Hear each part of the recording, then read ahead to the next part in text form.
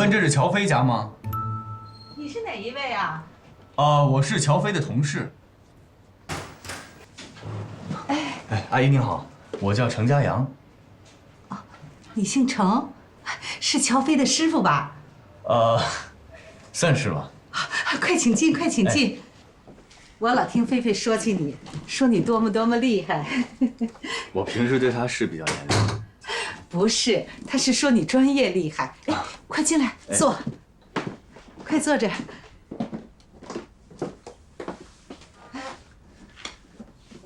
哎，乔飞呢？哦，他上医院去给我交医药费去了。我这胳膊摔了个粉碎性骨折。那现在手怎么样了？医生说，得做个换关节的手术。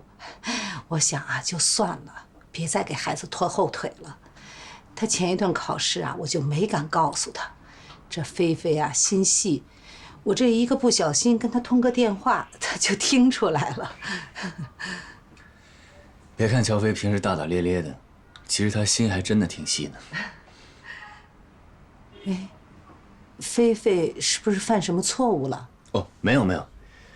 我就是代表单位过来看看他。我现在去医院找他。这样吧，我跟你一起去，正好我要换药。可以。哎，走。走。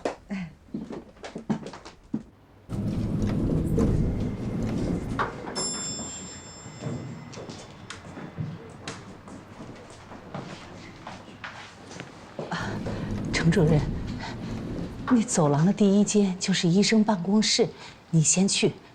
我呀，上护士站先换个药。阿姨，我陪您去吧。不用，这儿的护士啊对我特别好，他们都和我特别熟。你先去吧。那行，咱们一会儿见。哎。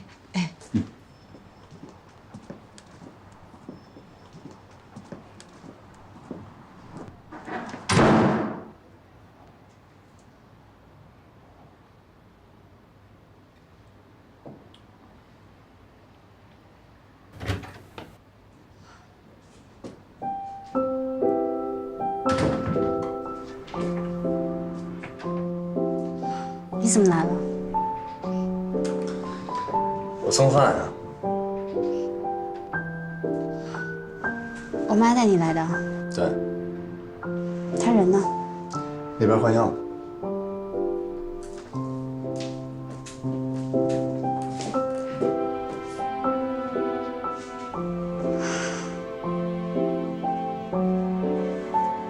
咱们出去聊几句。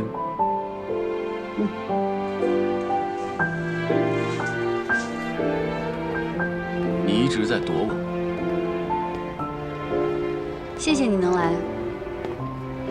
我妈妈现在这种情况我也走不开。如果因为这个院里要开除我，我也认了。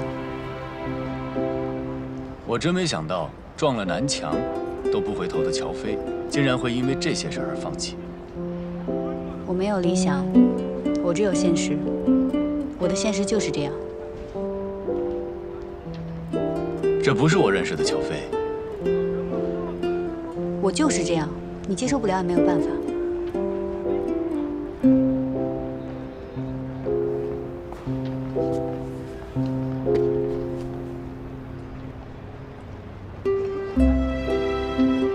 如果你是因为怕见到我尴尬，我马上要外派你，这个你完全不用担心。我已经知道了。你知道了？祝你一切顺利。我还没有告诉你，我还没想好去还是不去呢。你去吧，谁让你是程家阳呢？你告诉我考试得了第1名，我很开心，虽然以后可能做不成同事了。你就这样让别人帮你做决定了吗？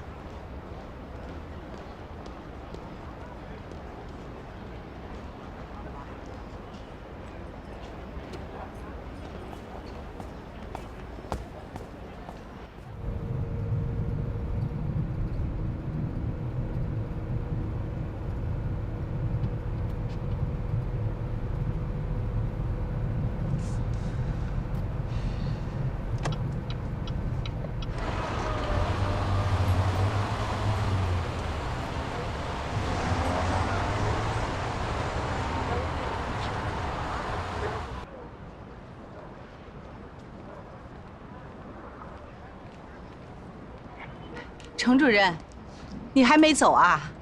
阿姨，这回来我是有任务的。院里最近工作忙，这本书的译稿要的又急，所以我只能来麻烦乔飞了。哦，都怪我耽误孩子工作了。明天我说什么都让他赶回去。不用，等您的手术做完，踏踏实实让他回去就行了。按照院里的规定呢，凡是遇到这种大部头，我们都是先要付定金的。这些钱是院里付给乔飞的定金，您帮他收好，装袋里。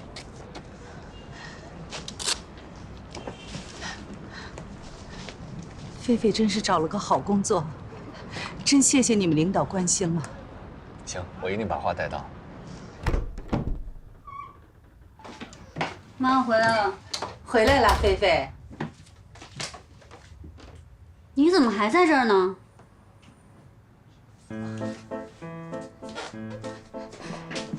菲菲，这是领导给你布置的任务。你的定金我交手术费了，这2天呀就可以做手术了。你可得回去给我好好工作啊。什么定金啊？这是咱们单位的规矩，你是新来的，可能还不知道。这高翻院还成出版社了是吧？还负责翻译爱情小说。你怎么跟领导说话呢？这对工作不能挑三拣四的。不是，妈，我现在不能回去工作。你手这样，你手术怎么能没人照顾呢？你怎么这么不懂事儿啊？你要是不回去啊，我这手术我不做了。反正我也这把岁数了，这手也用不了几年，我也别拖累你。别，您好好做手术，我回去工作还不行吗？程主任借我说话。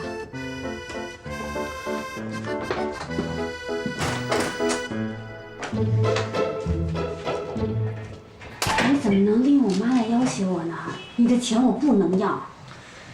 那你就去跟伯母说，如果你不回院里解释，就可能会被开除。你看他是不是更着急？程家阳，你越来越卑鄙了。卑鄙？我是说你特别过分。那我管不了那么多，只要能把事儿办成就行了。不想欠你的越来越多。那么着急跟我撇清关系啊？我怕你会对我失望的。我为什么要对你失望呢？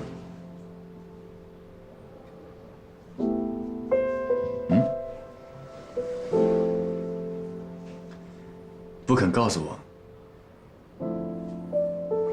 那看来我这个导师真够失败的。算了，我就是替院里挽留人才。主任，你去哪儿？人才留不住，只能回去交差了。天快黑了，你开车回去不安全吧？那也没办法，我必须得回去，钱都交定金了。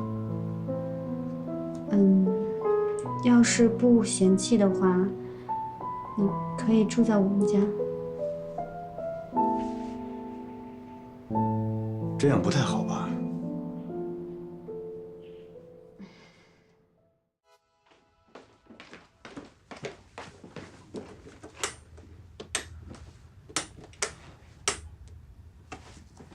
就这么睡吧。那哪行啊？你去拿个备用灯泡，我帮你换上。没有备用的。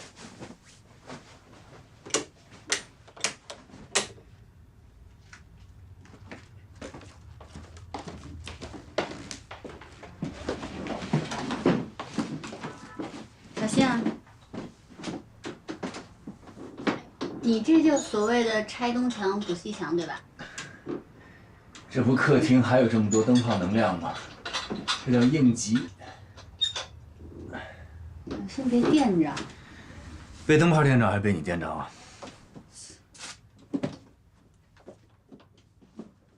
走吧。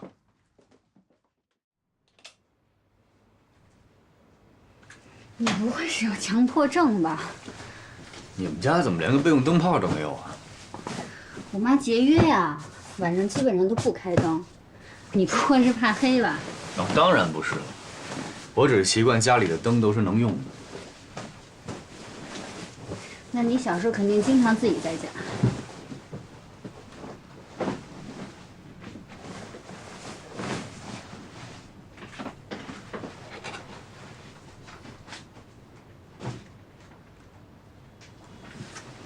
这个时候你应该还跟我哥在一起呢吧？没有啊。啊，不过我一直有一个疑问，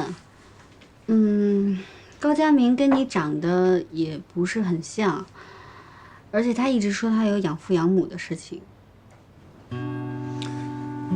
是，我们俩是没有血缘关系。他爸其实以前是我爸的司机，他妈是个厨师。当年我爸和他爸妈一起被派到非洲的色昂去工作，而且在那很艰苦。中间有一次回国的机会，本来应该是他爸要回来的，但是他爸考虑到我爸离家的时候我妈还在怀孕，直到我都开始走路了还没有见过我，就把机会转给了我爸。我爸在回国期间，色昂发生了政局突变，他爸就在一次事故中牺牲了，他妈也非常受不了，最后自杀了。然后他们家就剩下年迈的爷爷奶奶住在农村，也没有抚养的能力，所以我爸就把他接到了我们家。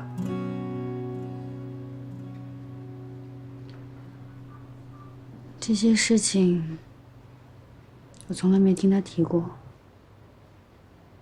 我只知道他跟家里关系不好。当时我爸答应他爷爷奶奶，说等他成年以后，他还是高家人，还是姓高。他爷爷奶奶也再三叮嘱我爸，不希望他再继续走他爸的老路。我爸完成了他的承诺，等我哥成年的时候，就真的把他的名字改成了高佳明。而且我们家也从此搬出了外侨大院。我妈以前也是英文专业，后来为了照顾我们俩辞了职，后来才下的海。你妈妈为了家里，牺牲也真是很大。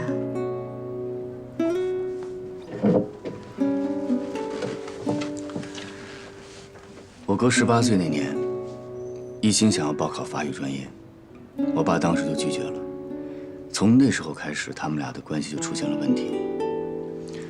我爸的脾气跟他一样倔，跟他商量都没商量就把他的志愿给改了，俩人从此闹翻了。我爸在一气之下就告诉他了真实的身份，我哥非常受不了，他一直觉得是我爸害死了他爸，而且破坏了他的理想。我现在都记得他当时那张脸，充满了愤怒，全是愤怒。自从我哥知道了他的真实身世以后，就一直在愤怒的状态。我还记得有一次我们一家人去墓地祭拜高叔叔，我哥当场宣布从此不再管我爸叫爸。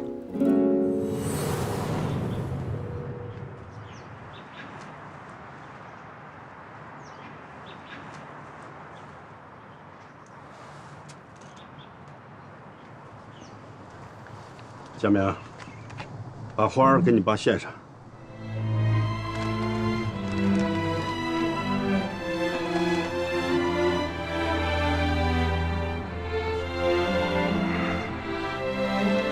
高润，我把佳明带来了，他18岁已经成人了，我没有食言，完成了你的嘱托。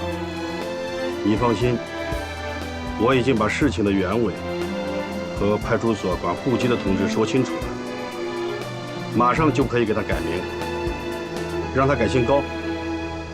我这次带他来啊，也是让他认祖归宗。佳明这孩子学习成绩很优异，学医是一点没问题。我记得你以前说过，你最大的希望就是儿子能做一名医生。你的心愿马上就能实现了。思远，你带孩子来干嘛说那么多呀？让佳明跟他父亲说说。啊，好。佳明，和你爸说说话，啊。佳明，跟你爸爸说说心里话吧。啊，过来。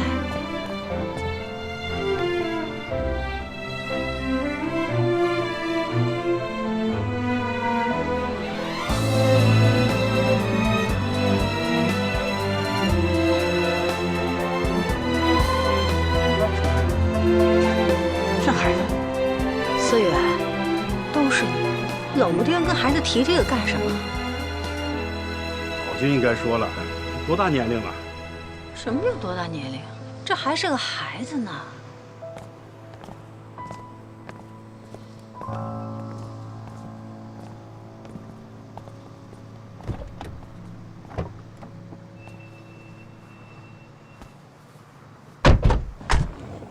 夏明，千万不要有压力。学艺是很难的，但是以你的成绩，一定是没问题的。谢谢阿姨。你叫我什么？阿姨呀，谢谢你和程叔叔把我养大，不似亲生却胜似亲生的对我，你怎么说这种话呢？我怎么不能说这种话？你们把我养大，不就是为了对我爸的承诺吗？我替我爸谢谢你。哥，你别这样。程少爷，千万别叫我哥，咱俩没有血缘关系。我觉得佳明是被突如其来的消息给伤害到了。长大以后我才知道，我哥一直以为我爸妈是因为责任在抚养他，对他并没有真正的爱。我爸在这件事情上也处理得非常草率，他们那代人只知道完成对别人的承诺，但并没有顾及到我哥的感受，所以他的想法我们是无法理解的。我记得有一次我哥跟我说过他的真实想法，他说他终于明白为什么我爸一直对他这么严厉，而我妈对他这么宠爱了。所以你爸爸妈妈真的是这样吗？我感觉你对他挺好奇的。也不是，我觉得他这个人很难猜透。他做事有点偏激，就是如果他一直付出的得不到回报的话，他就会突然变得很愤怒。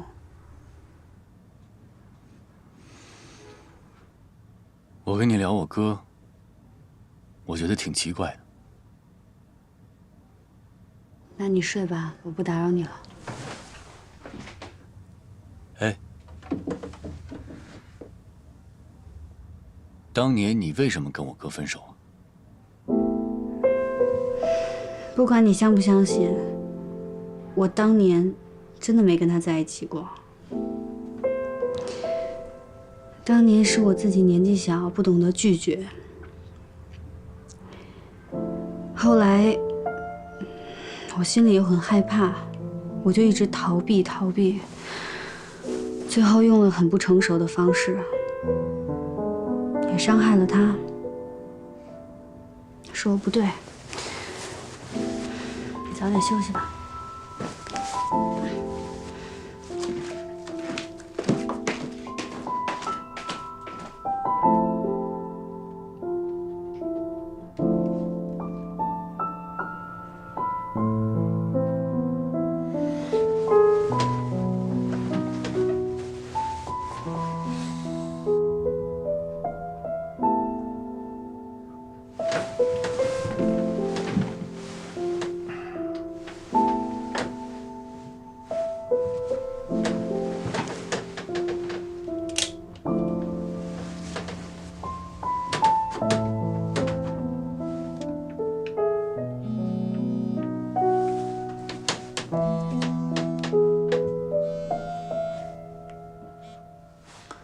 喂，小华。佳阳，你说话方便吗？方便，你说。我今天路过瓦莱州了，那个雪山你还记得吧？我想起你曾经跟我说过的话，在爱的路上，最大的过错是错过。我当然记得了，前段时间我和乔飞还一起去过呢。乔飞？前段时间我们单位有外事支援，我和乔飞一起去的。他作为新人的表现可圈可点，梁司长还表扬他了呢。我打国际长途来不是听你聊工作的。啊，哎，你蜜月过得怎么样？就那样吧。对了，佳阳，我寄给你的书，你看了吗？我还没看呢。哦，那你赶紧看吧，看完你跟我说一下你的读后感。好。那先就这样吧。好。那你保重，拜拜。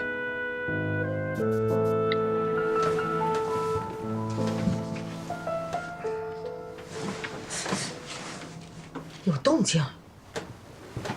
怎么了吗？嘘，有动静。哎，是不是闹老鼠啊？上次楼上闹老鼠就跑咱家一次了。你们别担心了，我看着呢。这不是我怕吓着你们程主任吗？他呀，他睡觉不老实。你怎么知道他睡觉不老实啊？我听我们同事说的。哎，你赶紧歇着吧，别想了，我在呢。啊，慢点啊。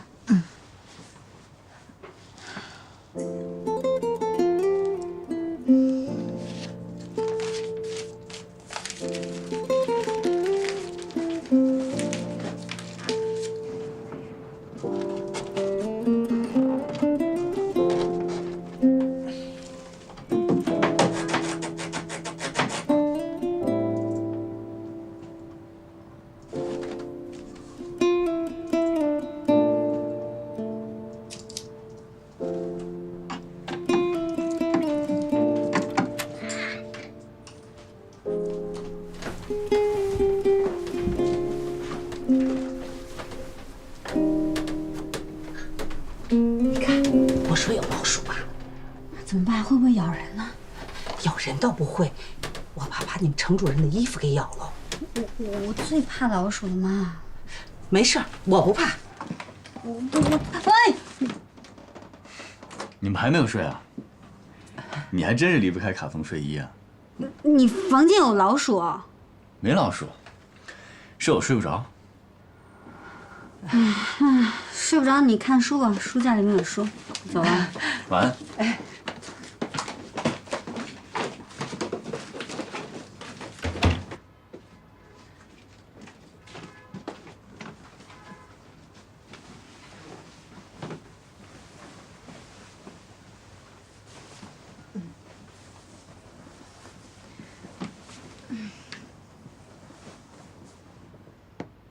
菲菲啊，这高帆院有没有人欺负你啊？没有。那程主任他人怎么样啊？挺好的，严格有原则，刀子嘴豆腐心。他多大了？快30了。那他欺负过你吗？被领导骂很正常吧？但他现在骂我少了，可能是我进步了吧。他有朋友了吗？妈，您操心这事干嘛？你跟我说实话，你跟程主任是不是处朋友呢？哎呦，真没有。那你怎么会知道他睡觉不老实？他知道你睡觉爱穿卡通衣服。妈，我们俩真没有。那你知道吗？喜欢他的人啊，从高帆院排到医院，再排到咱们家这么多。我跟他这真不可能，真没有。那怎么不可能啊？我闺女这要貌有貌，要才有才，又这么能干。只是我净拖累你。哎呦，您这说到哪儿去了？您这怎么回事？您看一会儿怕我被人欺负，一会儿又怕我生在家里没人要。这当妈的呀，这闺女大了就怕生在家里找不着对象，这要是找着了，又怕你挨欺负。哎，我跟你说，你也不小了，该谈恋爱了。我觉得那程主任呐，他对你有意思。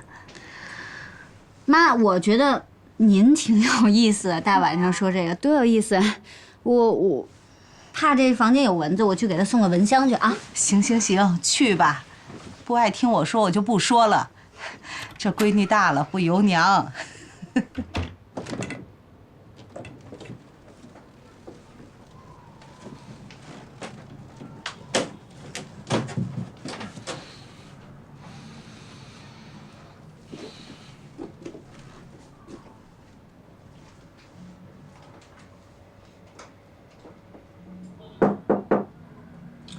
进来啊。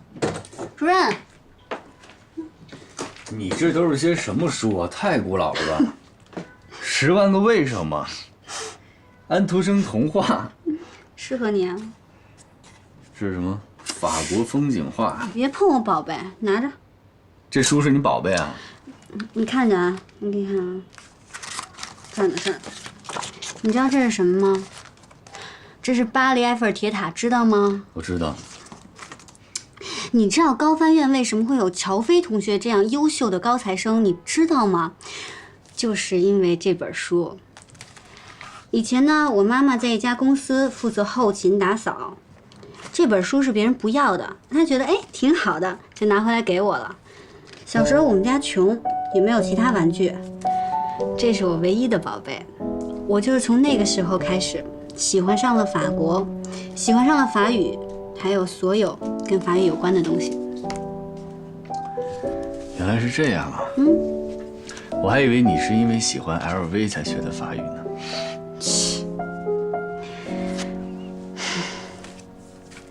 我不跟你说了，我得赶紧的帮佳怡抢购。哎，等等，你不管我了？早点休息。你这有没有一些靠谱的睡前读物啊？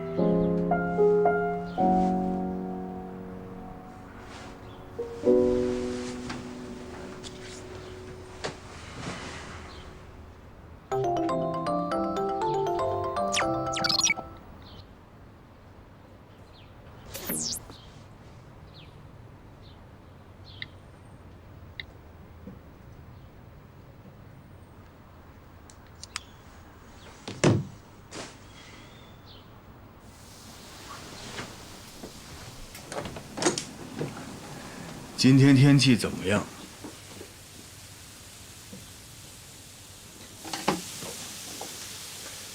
做什么呢？这么香。你饿就先吃一个吧，豆浆在保温壶里。不用了，等大家一起吃。你今天记得买备用灯泡啊。没事儿，反正我妈也用不上。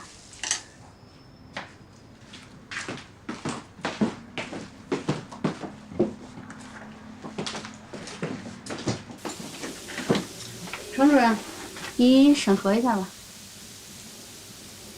你还真烦啊！那不然还假翻啊？你先出去吃一个吧，吃完了你就可以回去忙了。菲菲，我先去买菜去了啊。哎，你别动了，我去吧。没事儿，2步路。我陪公公去。你不急着回去啊？手机提醒高速有误。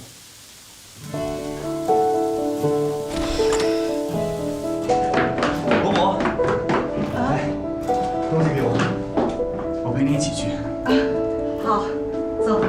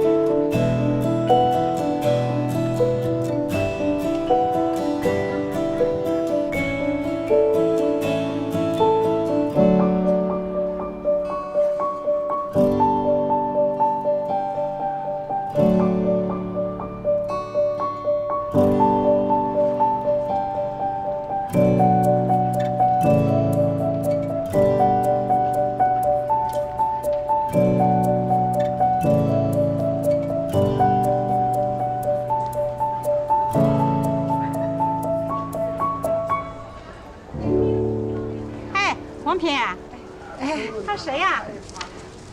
是你女儿带来的男朋友？不是不是，是我女儿同事。同事啊？一大早陪你买菜？他买了那么多洗洁精，够用半年了。小伙子挺高挺帅的，一表人才，还会买东西。我们这住了几十年的老邻居了，他们就爱凑个热闹，你可别见怪啊。没有没有，阿姨好，阿姨好。小伙子啊，乔飞是我们看着长大的，你找了乔飞啊，等于就摸着大牌了。走吧。哎。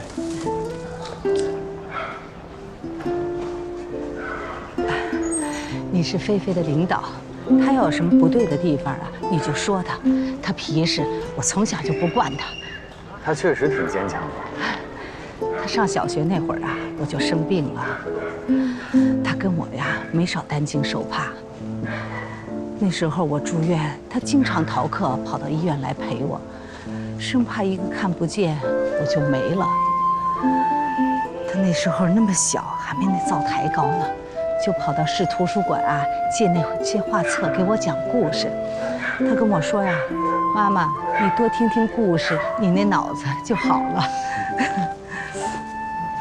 这个我倒是听他说过。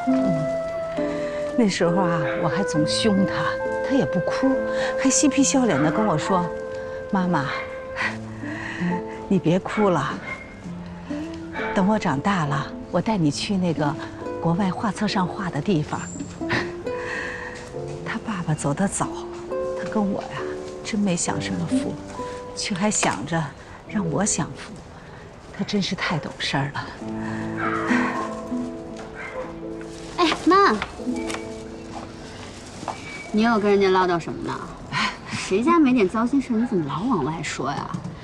我现在去趟医院，饭已经弄好了，你们吃吧，等我回来。路上慢点啊。嗯，知道了。先走了。进去吧。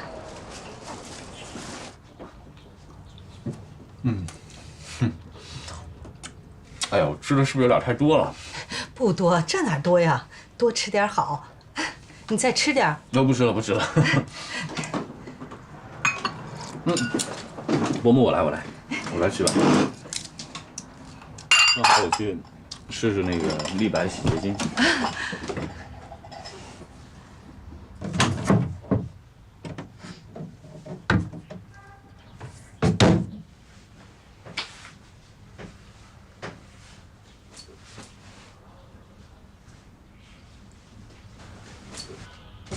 孩子，别忙活了，快歇会儿吧。阿姨，没事儿，我都弄完了。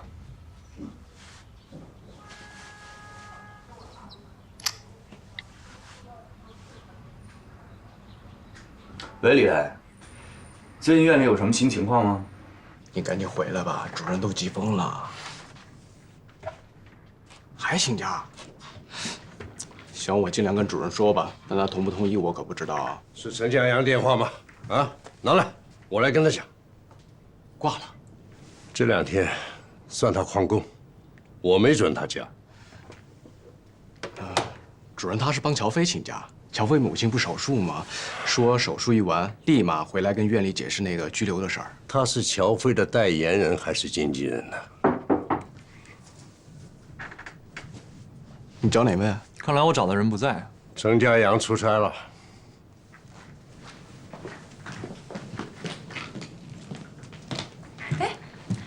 这不是上次来闹那人吗？是吗？哎，这倒解决了我的一个困惑呀。要回头吗？有点儿。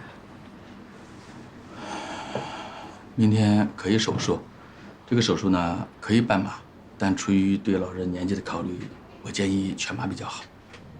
谢谢您。好好休息。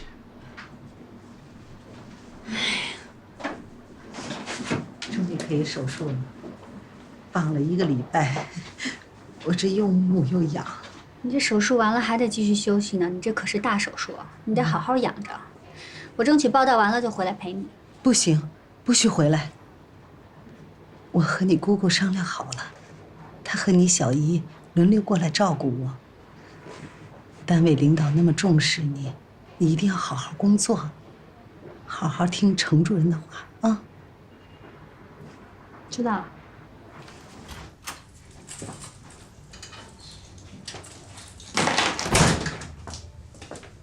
你怎么进来的？程家阳的阿姨是我请的，她能进来，我自然能进来。哦，我大概知道你来干什么了。佳明，乔飞回上海了，你知道吗？你是不是已经见他了？我的事儿你别管行吗？我能不管吗？佳明，乔飞这个女孩子心术不正，经历太复杂了。我跟你说啊，我不管你是想跟她复合还是报复，反正我的态度就一个，你不能跟她有任何的瓜葛。你怎么越老越絮叨了呢？这些话你应该去跟程家阳说，我至少跟他势均力敌，程家阳可不是他的对手。这跟家阳有什么关系啊？你不知道，乔飞进了高帆院，现在是程家阳带的实习生。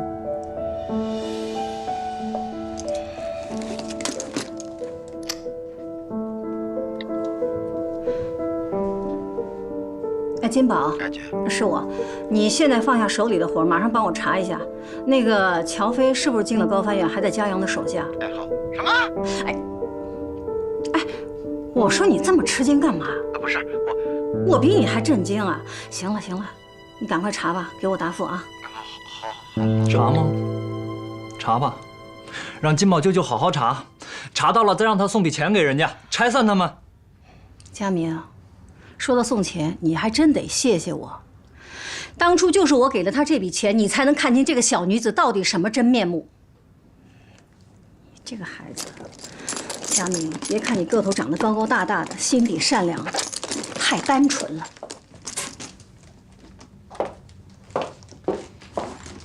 可颂。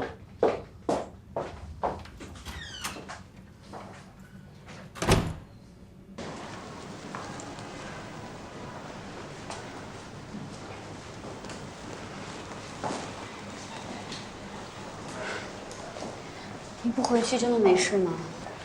没事儿，我已经跟田主任汇报过了，他让我陪你到手术结束。医生，妈，手术怎么样？基本顺利，等病人清醒后再做进一步观察。麻药劲儿还没过呢，放心吧，肯定没事。送去观察室吧。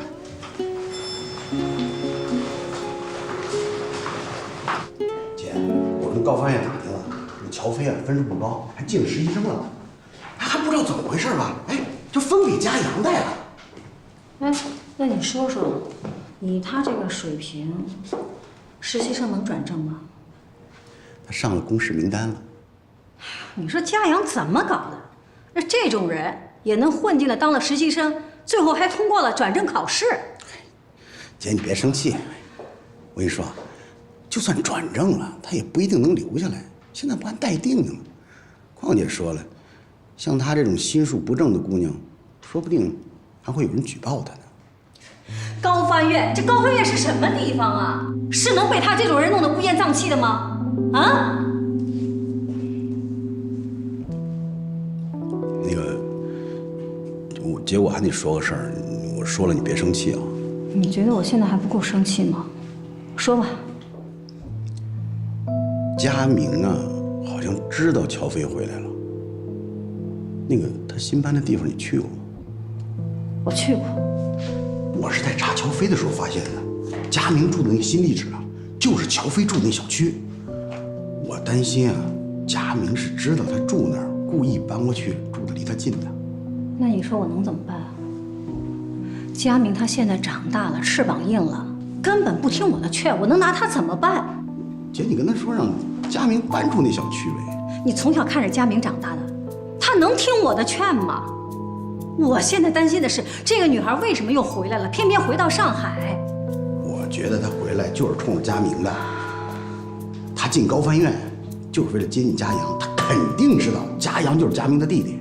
哎，不，佳阳这个孩子，我很放心，他对的人是有辨识能力的，不像佳明，他从小跟我对着干。现在关键的问题是绝对不能让这个乔飞再接近佳明了。要不，姐咱们给佳阳提个醒，这乔飞绝对是心术不正的。我不是跟你说了吗？佳阳不用担心，担心的是佳明。现在问题是，绝对不能让佳阳知道乔飞和他哥哥在一起。你记住啊，不能让佳阳知道这件事儿。那就让乔飞就这么待在上海，待到高分院。正好当事人都在，我就把他们请到我的面前，把这件事说清楚。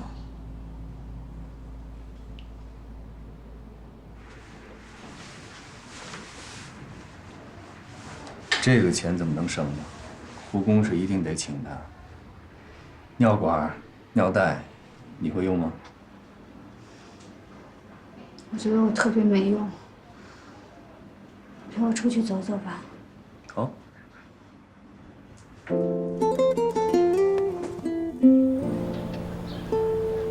明天你就先回去吧，我等他情况稳定一点，我再走。这些你都不需要考虑，你现在需要的是休息，你太累了。我真怕我一休息，就再也不想往前冲了。我陪着你啊。你不用陪着我。之前是我太天真了，以为自己能解决所有的问题，没想到我成长的速度根本赶不上妈妈变老的速度。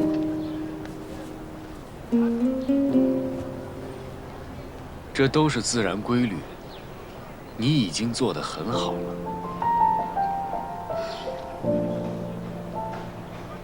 那天你告诉我通过了转正考试，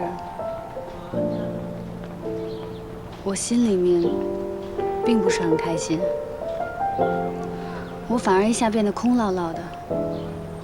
我一直以来奋斗的目标没有了，我的任务完成了。之前你说我是为了考试而考试，我不服，但是现在我服了。我没有理想，我只想留在原地。你都还没有真正的开始工作，你怎么知道你没有理想？跟我回去，我带着你往前走。回去我就申请推迟外派。就是这样，我才更难过。我之前就是自视甚高，我把你定为我的目标。我也想当一个外交官，申请外派，像你一样努力，好多累积经验。这个目标很适合你。你是有翻译天赋的，你不能浪费你的才华。你真的觉得我有才华吗？可是我现在这种情况，就算有一天真的申请外派了，我能放心的去吗？我只要2天不开手机，我就不知道我妈妈会发生什么样的事情。我之前一直觉得，只要我努力，我就能把所有的事情都做好，我都能解决。现在想起来，我真是大错特错。这些全部都是外在问题，一切都可以想办法解决的，而且伯母的身体一定会越来越好。你不要这么极端，悲观起来就觉得所有的困难都无法解决，乐观起来又觉得你能成为一名优秀的翻译官。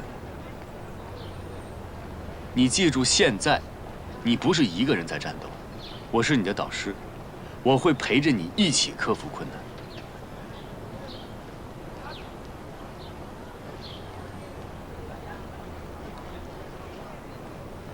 不是只有外在的困难，我还有内在的困难。什么内在困难？我进不了同船间。你进不了同船间？你开什么玩笑？我没跟你开玩笑。你记得上次我问过你，我说我有一个朋友进不了同船间，一进去就会恶心，就会头晕。我说的那个人其实就是我自己。所以说你早就发现你有这个问题。我大一第一次进黑匣子我就发现了。你大一就发现了，然后你一直没有想办法去解决它。我解决不了，我有什么办法？你解决不了，你改行啊！你为什么还要做这行呢？为什么还要做翻译呢？因为我之前一直抱着侥幸的心态啊。高翻院上一届不是分同传和交传的吗？我哪知道你会跟院里提议我去做同传的呢？哦，还怪我了。这是最基本的常识。就算上一届的人以交传为主，但是简单的同传都可以应付，没有人进不了同传间。我就进不了啊。所以我之前就说我可能不能继续待在高翻院了。所以你就决定放弃了。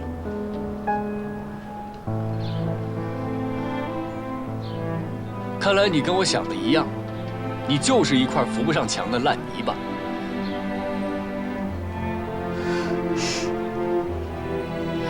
我有什么办法呀？你以为我想这样吗？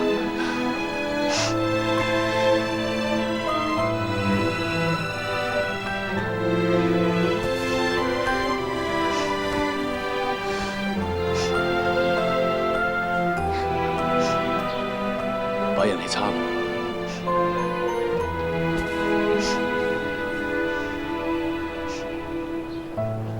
你哭起来很难看。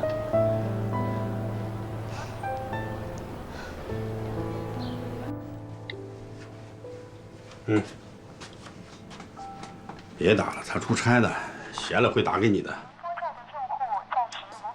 哎呀，我说你真是对两个儿子一点都不关心。抚养成人，大学毕了业，都有各自的事业，你还要怎么关心啊？哎，你记不记得8年前那个佳明处过一个女朋友？他要去瑞士深造的时候，我想见见这个女孩，可是这女孩啊说她妈病了，我当时给了她10万，哎，人跑了，从此就无声无息。他一天换一个，我哪记得住？这佳明还真有不少的女朋友，但就这个我记住了。他那么多女朋友吧，他不往心里去，包括小华也是。唯独这个，他的态度可真是不一样。他走的时候还说让我去看一看，哎，我就跟他聊了，我说这试探一下他吧。他特认真，把照片都拿出来给我看。我当时一看，还真的蛮喜欢他。你说重点。说什么重点啊？跟我打什么官腔？这不是家里吗？我在跟你说儿子的事。行，随便说。后来我让金宝去接他，我就是想见见这个姑娘，请她吃个饭。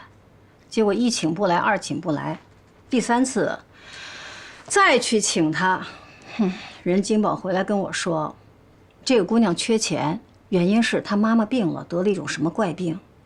那我一听，为了自己的儿子，就给她撂下10万块钱呗。对吧？再说佳明换专业也是为了这个女孩。那就是说，这个人拿着钱跑了，你还没见到这个人呢？我见过1次。我明白了。你拿的钱落到谁的手上，你不知道？我知道，我给金宝了，让金宝给那女孩送去了。小楚啊，那个当初小泉欠赌债那个事儿，你知道吧？有这个事儿吗？金宝啊，当时跟我保证，他能管住小泉，他要再去赌的话，就把他的手剁了。我没跟你说，我给了他2万。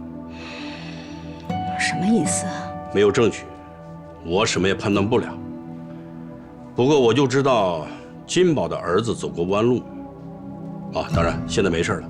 哎，我的意思是说啊，无凭无据的，你随便说一个姑娘，不合适吧？好，那钱的事儿咱们不扯了。但你现在知不知道，这女孩在哪儿吗？在嘉阳的手底下当实习生呢。但是她有过前科，所以高翻院对她进行了调查。之前跟了佳明，现在又跟了嘉阳。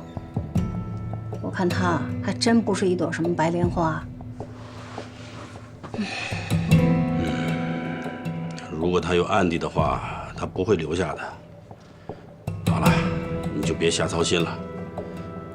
我呢，会多关心2个儿子的。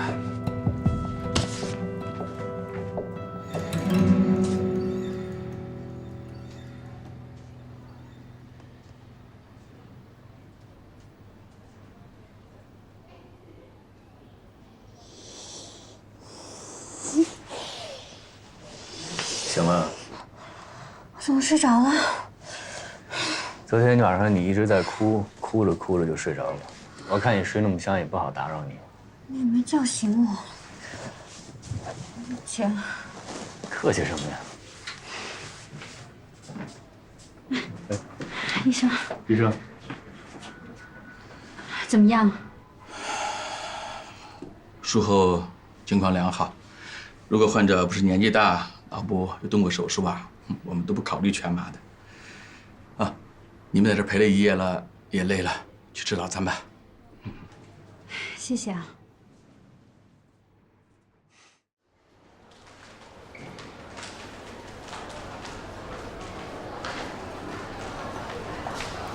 哎，你好，2个豆浆，2个煎饼果子。你要辣椒吗？不要。一个辣，一个不辣。我找地儿坐。哎。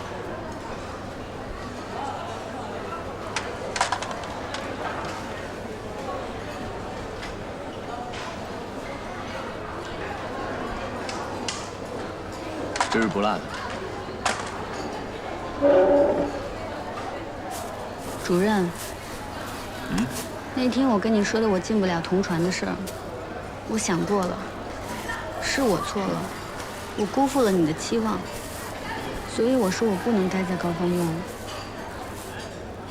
先别说话，先吃早餐。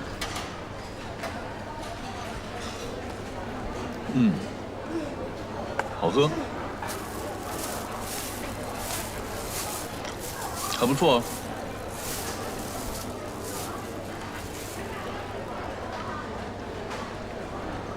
你一点都不觉得我吃这些东西很奇怪吗？你以前不是不吃这些的吗？所以说，人是会改变的，没有什么是一成不变的，更不要害怕改变，更不要框定自己不能改变。可是你怎么就能断定自己进不了同传香呢？我试了好多次了，我真的进不了。那你有没有找过医生去咨询呢？你会不会是得了那种叫什么的病？就是当你进入电梯或者一些私密空间的时候，你说的是幽闭恐惧症？对。我问过医生了，医生说我不是，而且我进到电梯里或者那种密闭空间的时候，我一点也没有恐惧的感觉，就是进不了同传香。不要给自己这种心理暗示。咱们学语言的人容易感性，容易受到心理暗示的影响。你永远不要过早的给自己下判断，永远不要觉得自己不行。我其他方面都很自信，就是这方面我就是克服不了。我觉得同传是我的死穴。没那么多死穴，只要你努力去克服，一定可以解决这个问题。我这么好一个榜样在你面前，你怎么就不知道学习和借鉴呢？我给你分析一下我的人生哲学。当我在一帆风顺的时候，所有人都在说我好的时候，我会告诉自己，你没有他们说的那么好。当所有人在说我不好的时候，我也会告诉自己，你没有他们说的那么不好。咱们人是一个个体的动物，自我非常的重要。很多问题别人真正帮不了你，只能自己帮自己。所有的问题都是自己和自己的问题，所以你自己必须给自己信心，必须给自己打气。你只有这样，幸运才会降临到你身上。我不指望幸运能降临到我头上，我就能过了同传这关就行了。必须要过，我帮你。真的？你帮我？当然了，我现在是你的导师，帮你不是理所当然的。你怎么突然变得有人性了？你还真当我什么王啊？还人性？你整个人都变得祥和了，特别和颜悦色。你以前哪是这样啊？咱们俩都经历过生死了，在瑞士的时候，你死死拽着我，还鬼哭狼嚎的，我被你感动了。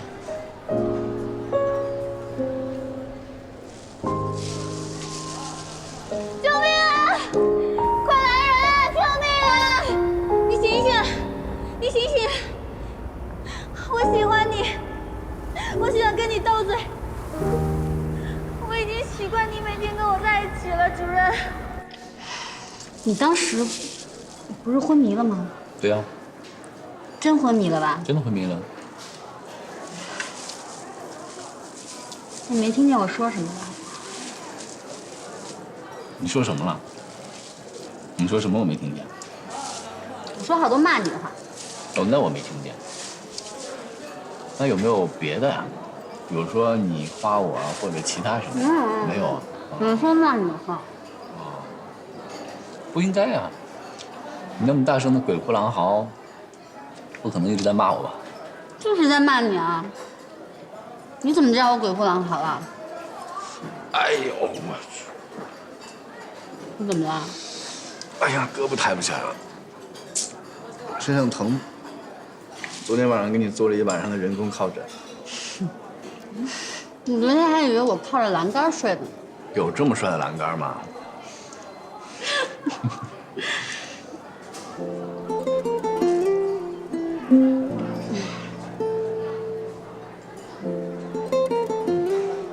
吃饱了吗？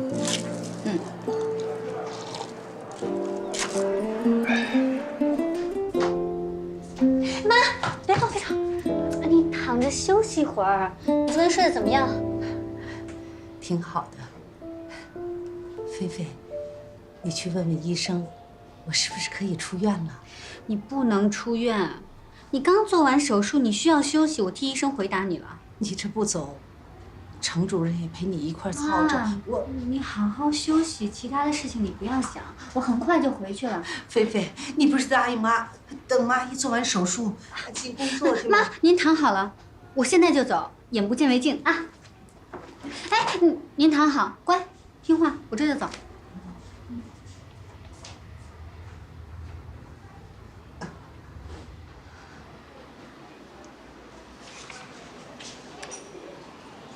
不是让您休息吗？菲菲，你是不是有什么心事儿啊？没有。妈跟你说啊，今天下午你姑姑就过来了，你呢就安心的和程主任一块回去上班。佳阳，这么多年以后再次来到瓦莱雪山，我才意识到我关于过去的记忆全是跟你有关的。你说的对。在爱的路上，最大的过错就是错过。我之前一直对你哥有无望的爱，却错过了你对我的真心。佳然，我并不快乐，我在想念在瑞士的曾经。我开始憧憬，是不是还有未来？佳然，我想看看我们俩到底会不会错过，所以我写了这张字条。如果你那时说的愿意带我走还有效，我在6天后会坐以前回国经常一起乘的飞机回来。我在机场等1个小时。菲菲，妈跟你说话呢，你听见了吗？菲菲，妈，今天几号？23号啊。怎么了？我去看看医生，怎么还没来？